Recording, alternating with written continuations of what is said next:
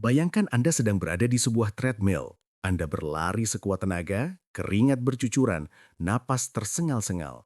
Tapi masalahnya sederhana, sejauh apapun Anda berlari, Anda tetap di tempat yang sama. Itulah gambaran kehidupan finansial mayoritas masyarakat kelas menengah saat ini. Banyak dari kita dididik dengan kurikulum abad ke-20. Sekolah yang rajin, cari nilai bagus, masuk perusahaan besar, dan loyal sampai pensiun.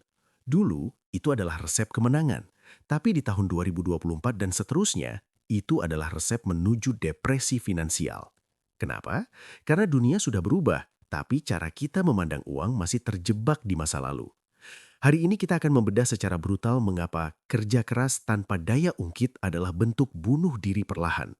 Kita akan bahas bagaimana sistem ekonomi modern dirancang untuk menghisap produktivitas Anda tanpa pernah membiarkan Anda benar-benar kaya. Siapkan catatan, karena ini mungkin akan menjadi 20 menit paling tidak nyaman yang pernah Anda dengar, tapi paling Anda butuhkan. Mari kita bicara angka. Di tahun 2000-an, seorang manajer tingkat menengah mungkin bisa membeli rumah di pinggiran Jakarta dengan cicilan 5-10 tahun. Hari ini, manajer dengan posisi yang sama harus mencicil 20-30 tahun hanya untuk sebuah rumah mungil di daerah yang bahkan belum tentu masuk peta digital. Masalahnya bukan karena Anda kurang rajin, masalahnya adalah inflasi moneter dan inflasi gaya hidup. Pemerintah mencetak uang lebih banyak, nilai mata uang turun, harga aset naik. Sementara itu, dunia korporasi mematok kenaikan gaji Anda berdasarkan angka inflasi yang dilaporkan, yang seringkali jauh di bawah kenaikan nasi padang atau bensin di lapangan. Ditambah lagi, kita hidup di era ekonomi pamer. Media sosial memaksa Anda mengkonsumsi barang yang tidak Anda butuhkan dengan uang yang tidak Anda miliki hanya untuk memukau orang yang bahkan Anda tidak sukai. Anda terjebak dalam siklus, kerja, dapat gaji, bayar cicilan gadget atau mobil, sisa sedikit, kerja lagi. Anda bukan lagi manusia bebas, Anda adalah penggerak roda ekonomi orang lain. Ingat video tentang pasar tradisional yang sepi? Referensi video sebelumnya?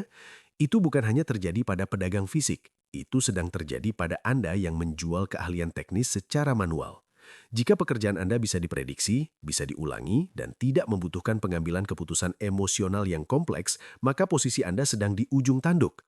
Kecerdasan buatan atau AI tidak akan menggantikan manusia, tapi manusia yang menggunakan AI akan menggantikan Anda yang menolak berubah. Dalam bisnis ada istilah skalabilitas atau scalability. Jika Anda seorang desainer grafis yang hanya mengandalkan pesanan per proyek, Anda tidak punya skala. Anda hanya bisa mengerjakan maksimal 2-3 proyek sehari sebelum otak Anda meledak. Bandingkan dengan seseorang yang membangun sistem atau produk digital. Mereka bekerja sekali, tapi hasilnya bisa dijual ribuan kali tanpa tambahan tenaga.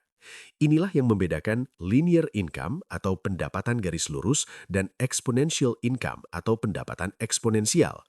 Selama Anda masih di jalur linear, Anda akan selalu kalah cepat dengan harga kebutuhan yang naik secara eksponensial. Banyak orang keluar dari kantor karena ingin bebas, lalu mereka membuka kafe atau toko baju. Tapi apa yang terjadi?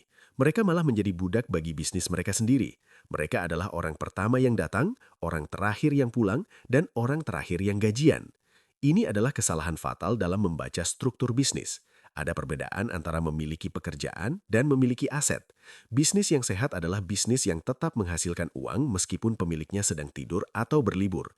Jika keberadaan Anda adalah syarat mutlak agar uang masuk, maka Anda sebenarnya hanya sedang membangun penjara dengan nama Anda sendiri.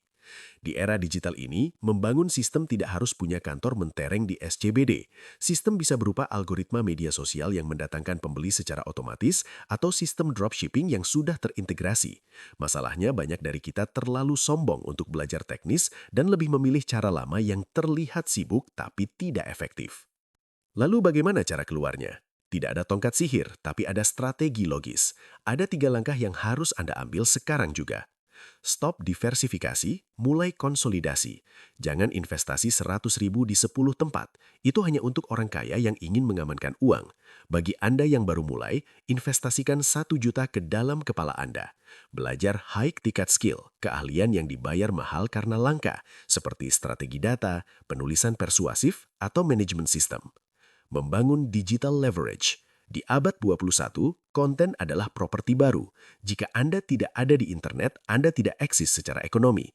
Mulailah mendokumentasikan apa yang Anda ketahui. Biarkan internet bekerja sebagai sales 24 jam untuk Anda.